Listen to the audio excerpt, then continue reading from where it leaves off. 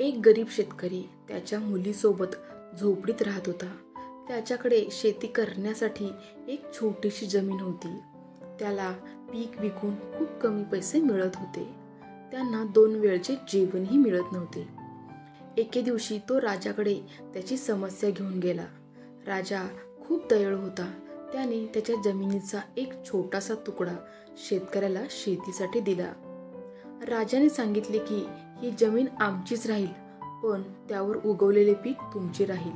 शेतकरी खूप आनंदी झाला आणि त्याने राजाला धन्यवाद दिले आणि तो त्याच्या गावी परतला. एके दिवशी तो शेत नांगरत होता. मग त्याचा नांगर एका कठीण वस्तूवर आदळला. त्याने खोदून पाहिले तेव्हा त्याला सोन्याची उखळ सापडली. शेतकरी खूप प्रामाणिक होता. त्याने आपल्या मुलीला सांगितले की आपल्याला राजाच्या शेतातून ही सोन्याची उखळ सापडली आहे.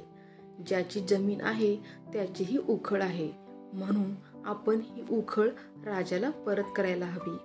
पण शेतकऱ्याची मुलगी म्हणाली की नाही बाबा, तुम्ही असे करू नका. तुम्हाला फक्त उखळ मिळाली आहे. जर राजा तुम्हाला त्याच्यावरची सोन्याची मुसळ मागितलं तर तुम्ही काय कराल? म्हणूनच तुम्ही ही उखळ स्वतःकडे ठेवावी. पण शेतकऱ्याला त्याच्या मुलीचे बोलणे आवडले नाही. तो उखळ घेऊन राजाकडे पोहोचला. दरबारात त्याच्या मुलीने सांगितल्याप्रमाणे घडले. राजाला वाटले की शेतकऱ्याने लोभामुळे तो मुसळ स्वतःकडेच ठेवला आहे.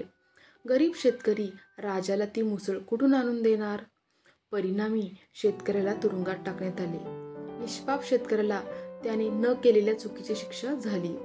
तो रात्रंदिवस झोपून रडत असे आणि म्हणत असे की मी माझ्या मुलीचे ऐकले असते तर बरे झाले असते. एके दिवशी राजाने त्याचे हे म्हणणे ऐकले. मग त्याने शेतकऱ्याला विचारले की तू असे का बोलत आहेस? शेतकऱ्याने राजाला संपूर्ण कहाणी सांगितली. हे ऐकून राजाला त्याची चूक कळाली आणि शेतकऱ्याला लगेच सोडण्यात आले. राजाने त्याच्या मुलीला आपल्या दरबारात बोलवले. तिच्याशी बोलल्यानंतर राजाला कळाले की ती खूप हुशार आहे. राजाने तिला राज्याच्या तिजोरीचा मंत्री बनवले.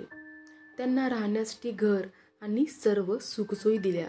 त्यानंतर शेतकरी आणि त्याची मुलगी नेहमीच आनंदाने राहत होते. तात्पर्य, शेवटी सत्याचा विजय होतो.